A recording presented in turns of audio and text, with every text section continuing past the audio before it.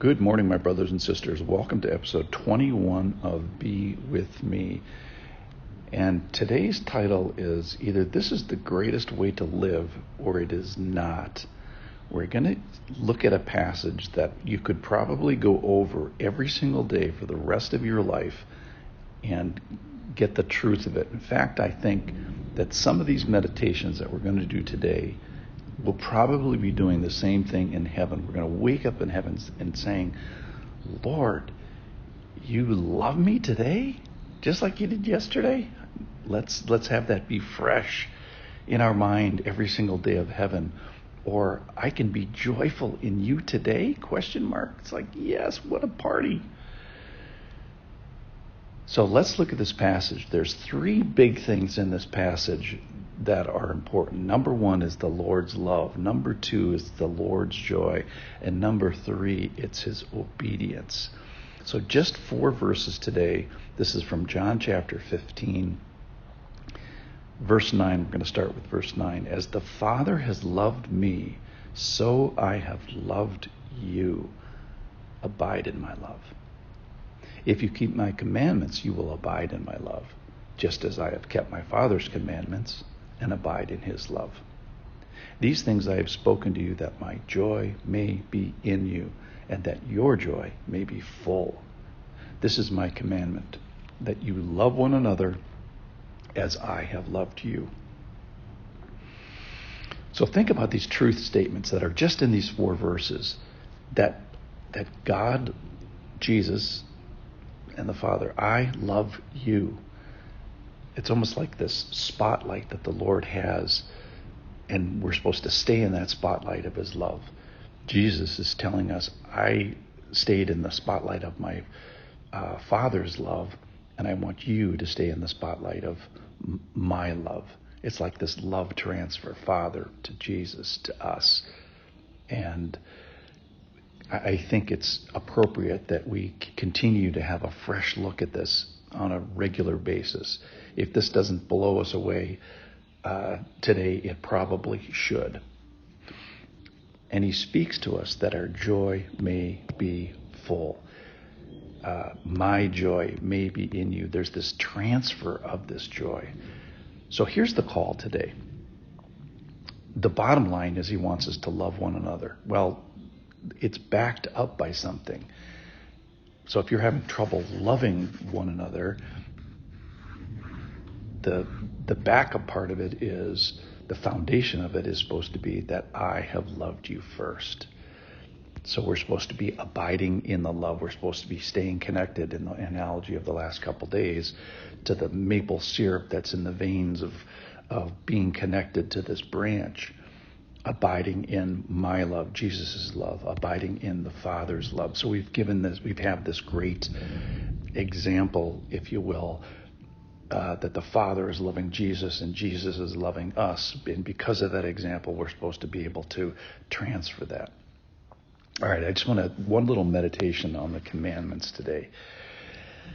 Jesus also gives us an example. It says here that Jesus, the Godhead of the Trinity, one of the Godhead of the Trinity, has kept the Father's commandments. Think about the humility that went into that, the kenosis of the coming down, the submitting to being a human, humbling himself. This is the creator of all, the guy that is holding it all together, and yet he says, I'm going to keep the Father's commandments as an example to you guys so that you keep my commandments. And then finally, this thing about joy, that your joy may be full, that my joy may be in you. So he's given us not only a love example and a commandment example, an obedience example, but he's given us a joy example. And here's the amazing thing about this. He is talking about joy, that my joy may be in you. And he is steps away from the Garden of Gethsemane. So they've left the Last Supper. Now they're heading towards the Garden of Gethsemane. And they're steps away from the Roman trials and the beatings and the scourgings and the mockings and the crucifixions. He steps away from that, hours away from crucifixion, and he's speaking about his joy. So here's the conclusions. Love. Okay. So the only way to love one another is the I have stuff. So we're supposed to be loving as he loves us. We're supposed to be abiding in his love, staying in the spotlight of his love in the first place. Stay connected to the maple syrup that's in his veins of love and joy and obedience. So here's the assessment for us today, is if our love ain't too sweet, or our joy ain't too sweet, or our obedience ain't too good, there's probably a plumbing problem. So for those that aren't connected in the first place, that's called belief. Get connected to the branch. Or maybe that there's a clog in the pipeline. He talks about that earlier in John chapter 15. That's sin. That's pruning. That's working on the flow of it. And for many of us, if there's not a big connection problem, there's not a big sin problem, well, then it's a flow problem, and it's a quantity problem. And if there's a problem with your quantity, it's probably because you don't have the as I part. As I love, as I obey, as I have joy.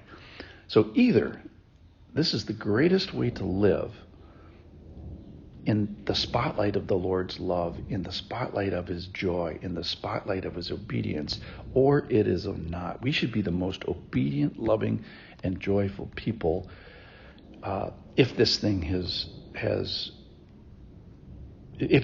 true. So I'm amazed today. I'm amazed that I sit this morning in my non-quiet time chair in the spotlight of the Lord's love. I want to abide in the truth of today's passage every day while I'm here.